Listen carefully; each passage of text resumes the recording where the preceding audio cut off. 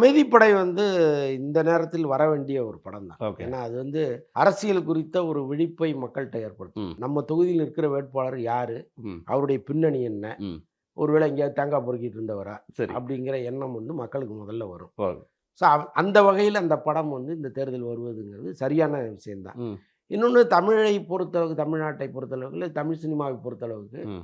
வந்த அரசியல் படங்களில் மிக முக்கியமான படங்கள்ல ஒண்ணு ம். அமைதிப்படை. ரொம்ப காமெடியும், கிண்டலுமா அந்த படம் இருந்தால் கூட, ம். அதில இருக்கிற அந்த மைய கருத்து வந்து ஒவ்வொரு மனிதனும் புரிந்து கொள்ள வேண்டிய ஒரு ம். விஷயம் ம். அது. ஸோ அந்த படம் வந்து சத்யராஜுடைய அல்டிமேட்டான படங்களில் அதுவும் கரெக்ட். ஒன்று. கரெக்ட். அப்புறம் தம்பி.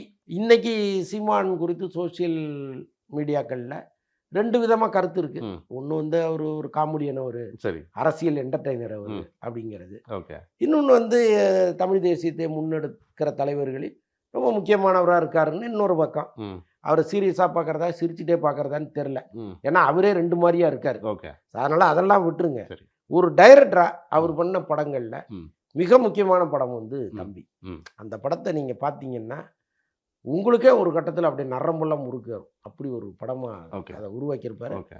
மாதவன்லாம் ரொம்ப பிரமாதப்படுத்தியிருப்பாரு அந்த ம். படம். ம். அது எப்பவோ ரிலீஸ் பண்ண வேண்டிய படம். ஓகே. ஓகே. இப்ப ஏன் இவ்வளவு காலதாமதத்தோட பண்றாங்கன்னு நமக்கு தெரியல. ம். பட் நல்ல படம்.